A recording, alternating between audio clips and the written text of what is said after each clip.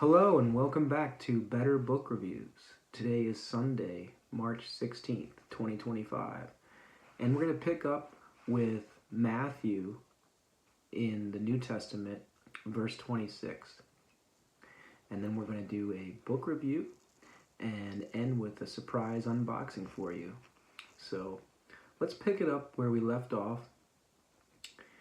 And it came to pass, when Jesus had finished all these sayings, he said unto his disciples, Ye know that after 2 days is the feast of the Passover, and the Son of Man is betrayed to be crucified.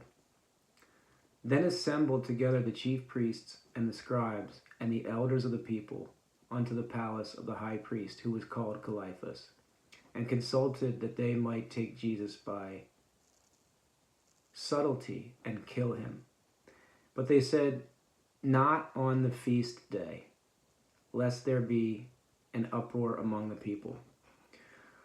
Now when Jesus was in Bethany, in the house of Simon the leper, there came unto him a woman having an alabaster box of very precious ointment, and poured it on his head as he sat at meat. But when his disciples saw it, they had indignation, saying, To what purpose is this wasted? For this ointment might have been sold for much, and given to the poor. When Jesus understood it, he said unto them, Why trouble ye the woman?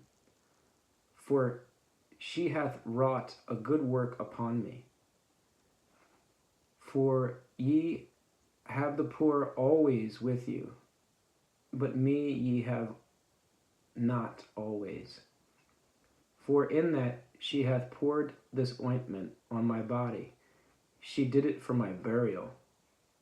Verily I say unto you, whosoever this gospel shall be preached in the whole world, there shall also that this woman hath done be told for a memorial of her. Then one of the 12, called Judas Iscariot, went unto the chief priests, and said unto them, What will ye give me, and I will deliver him unto you? And they covenanted with him for 30 pieces of silver. And from that time he sought opportunity to betray him. Now the first day of the feast of unleavened bread, the disciples came to Jesus, saying unto him, Where wilt thou that we prepare for thee to eat the Passover? And he said, Go into the city to such a man, and say unto him, The Master saith, My time is at hand. I will keep the Passover at thy house with my disciples. And the disciples did as Jesus had appointed them, and they made ready the Passover. Now when the even was come, he sat down with the 12, and as they did eat, he said, Verily I say unto you, that one of you shall betray me. And they were exceeding sorrowful, and began every one of them to say unto him, Lord, is it I? And he answered and said, He that dippeth his hand with me in the dish, the same shall betray me. The Son of Man goeth as it is written of him, but woe unto that man by whom the Son of Man is betrayed. It had been good for that man if he had not been born. Then Judas, which betrayed him, answered and said, Master, is it I? He said unto him, Thou hast said. And as they were eating, Jesus took bread and blessed it, and brake it, and gave it to the disciples, and said, Take, eat, this is my body. And he took the cup and gave thanks, and gave it to them, saying, Drink ye all of it, for this is my blood of the New Testament, which is shed for many of the remission of sins. But I say unto you, I will not drink henceforth of this fruit of the vine, until that day when I drink it in new with you in my Father's kingdom. And when they had sung a hymn, they went out into the Mount of Olives. Then say Jesus unto them, All ye shall be offended because of me this night, for it is written, I will smite the shepherd, and the sheep of the flock shall be scattered abroad. But after I am risen again, I will go before you into Galilee. Peter answered and said unto him, Thou all men shall be offended because of thee, yet will I never be offended. Jesus said unto him, Verily I say unto thee, that this night before the cock crow, thou shalt deny me thrice. Peter said unto him, Though I should die with thee, yet I will not deny thee. Likewise also said all the disciples. Then cometh Jesus with them unto a place called Gethsemane, and saith unto the disciples, Sit ye here, while I go and pray yonder.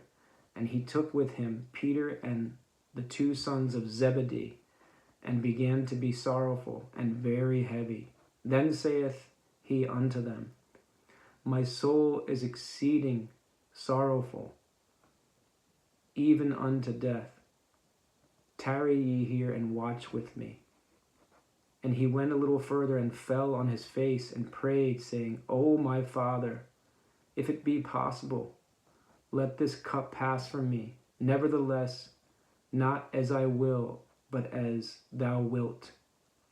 And he cometh unto the disciples, and findeth them asleep, and saith unto Peter, What, could ye not watch with me 1 hour? Watch and pray, that ye enter not into temptation. The spirit indeed is willing, but the flesh is weak. He went away again the second time and prayed, saying, O my Father, if this cup may not pass away from me, except I drink it, thy will be done. And he came and found them asleep again, for their eyes were heavy. And he left them, and went away again, and prayed the third time, saying the same words. Then cometh he to his disciples, and saith unto them, Sleep on now, and take your rest. Behold, the hour is at hand, and the Son of Man is betrayed into the hands of sinners.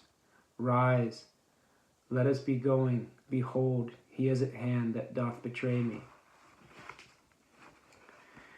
And while he yet spake, lo, Judas, one of the 12, came, and with him a great multitude with swords and staves from the chief priests and elders of the people. Now he that betrayed him gave them a sign, saying, Whomsoever I shall kiss, that same is he. Hold him fast. And forthwith he came to Jesus and said, Hail, Master, and kissed him. And Jesus said unto him, Friend, wherefore art thou come? Friend, wherefore art thou come? Then came they and laid hands on Jesus and took him, and behold, one of them which were with Jesus stretched out his hand and drew his sword, and stroke a servant of the high priest's, and smote off his ear. Then said Jesus unto him, Put up again thy sword into his place, for all they that take the sword shall perish with the sword.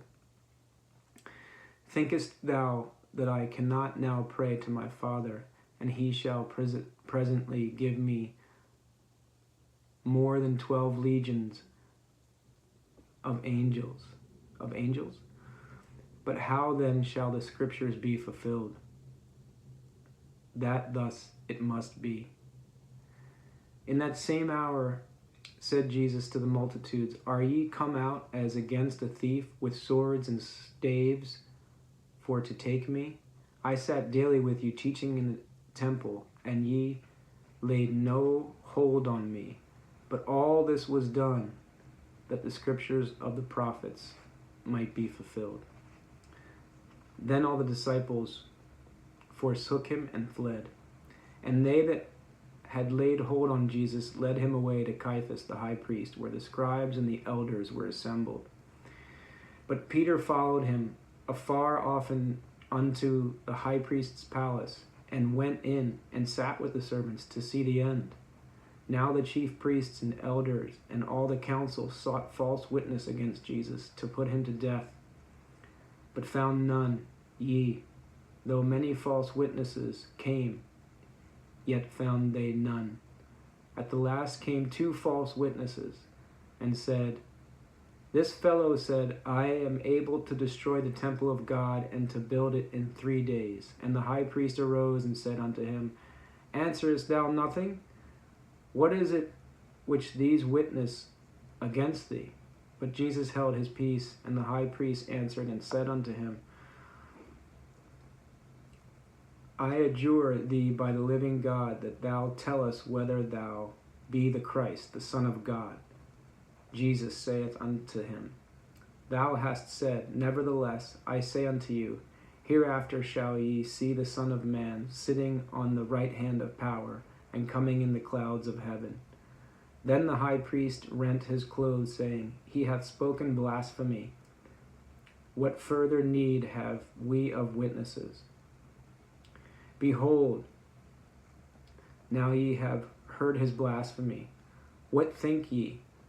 They answered and said, He is guilty of death. Then did they spit on his face and buffeted him. And others smote him with the palms of their hands, saying, Prophesy unto us, thou Christ, who is he that smote thee? Now Peter sat without in the palace, and a damsel came unto him, saying, Thou also wast with Jesus of Galilee. But he denied before them all, saying, I know not what thou sayest. And when he was gone out into the porch, another maid saw him and said unto them that were there, This fellow was also with Jesus of Nazareth. And again he denied with an oath, I do not know the man. And after a while came unto him that they that stood by, and said to Peter, Surely thou also art one of them, for thy speech bewrayeth thee. Then began he to curse and to swear, saying, I know not the man. And immediately the cock crew. And Peter remembered the word of Jesus, which said unto him, Before the cock crow, thou shalt deny me thrice. And he went out and wept bitterly.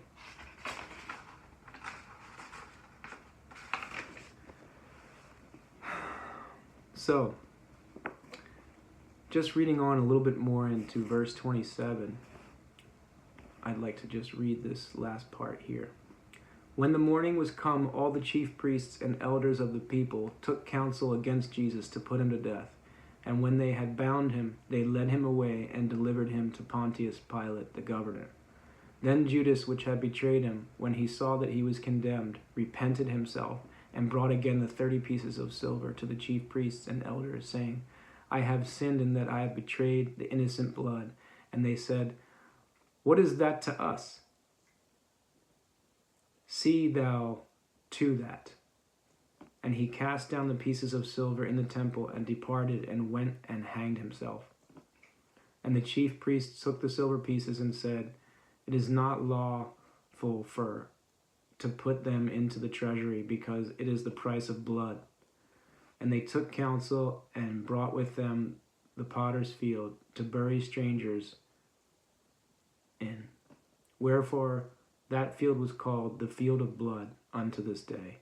Then was fulfilled that which was spoken by Jeremy the prophet, saying, And they took the 30 pieces of silver, the price of him that was valued, whom they of the children of Israel did value, and gave them for the potter's field, as the Lord appointed me.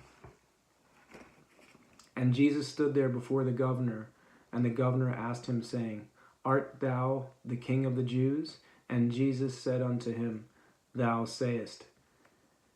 And when he was accused of the chief priests and elders, he answered nothing.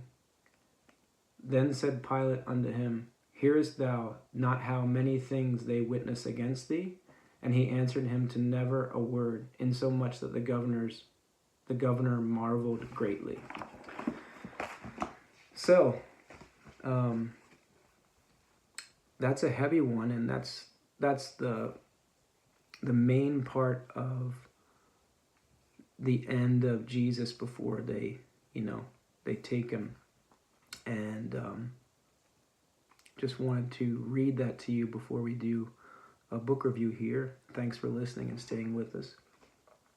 This is a book called Framed by John Grisham and Jim McCloskey.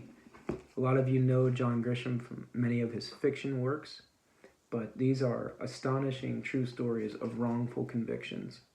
And it's a very good read. It's not for the faint of heart, but there's a lot of parallels with the Bible. A lot of the prisoners who are wrongly imprisoned lean on their faith and read the Bible. So I'm going to read just a couple bits from this, and I want to share this with you.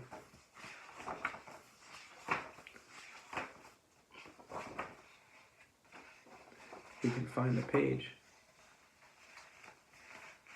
Let's see here. There we go. This is from the last story, The Fire Does Not Lie. And it's a statistic that I'd like to read to you in this paragraph. In 1976, the U.S. Supreme Court lifted a 4-year ban on executions, and the 35 death states were off and running. Since then, 1,572 men and 15 women have been put to death by gas, lethal injection, electric chair, and one by hanging, and another by firing squad. Texas proudly leads the pack with 586 killings. Oklahoma is second with 123, barely edging out Virginia with 113, a number that is unlikely to change since that Commonwealth has now outlawed capital punishment. So, I just wanted to read that statistic to you because this book to me is a must read. They also have it in large print for those of you who might not be able to read it as easily as others. Jim McCloskey started the Innocence Project, as well as his Centurion group, I think in 1983, and it helps people who have been wrongly accused have proper representation so they can be freed and given a chance at life again. Another statistic is, let's see, I want to read to you a little bit more. Oh, yes.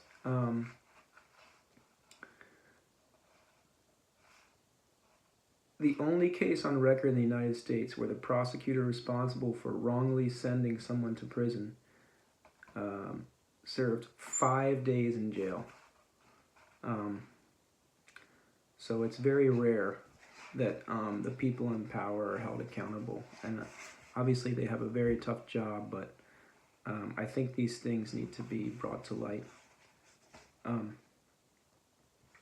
Another statistic is, let's see. Well, we've read a lot today about the Bible, but just wanted to share with you this book, Frame. It's just a phenomenal book, and it makes you appreciate,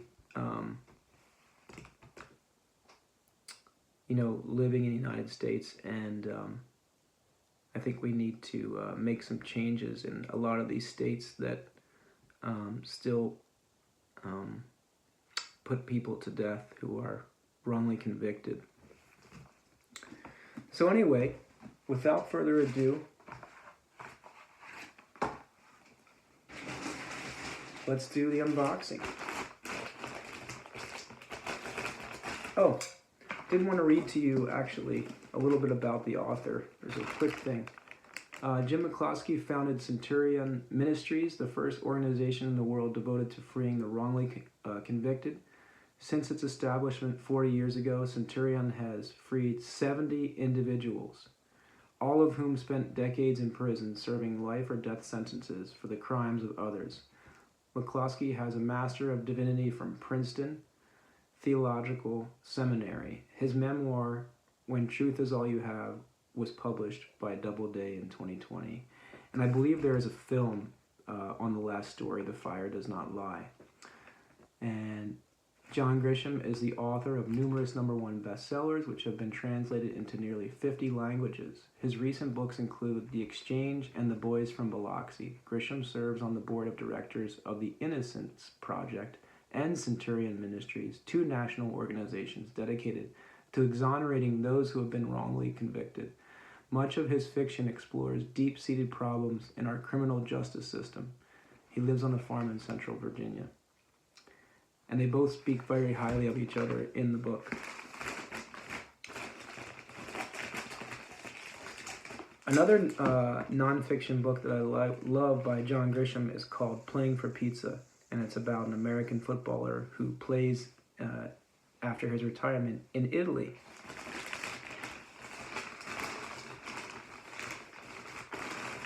This looks like a good one. Wow, this is the one that I thought we were opening on the last review.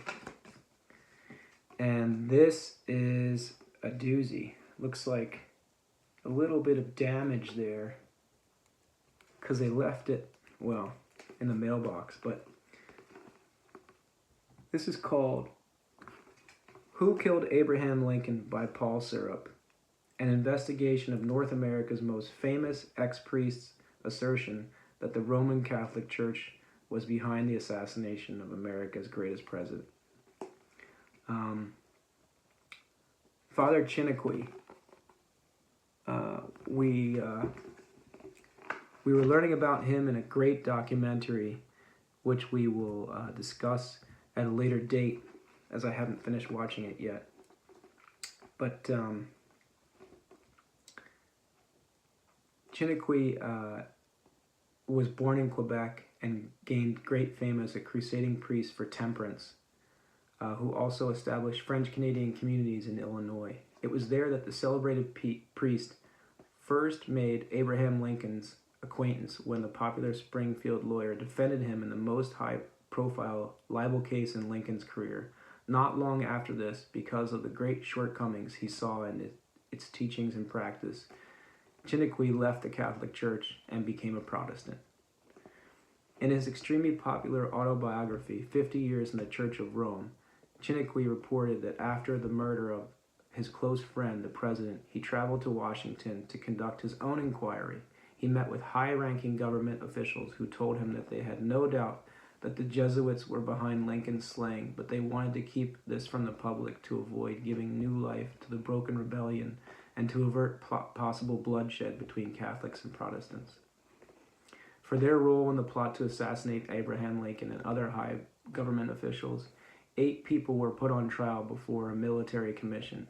Evidently, one of those officials who believed that the assassination was a Catholic plot was a dominant member of Lincoln's cabinet, the man who was, in reality, in charge of the United States government in the hours and weeks after the murder, and who also headed the official investigation into the assassination, Secretary of War Edwin Stanton.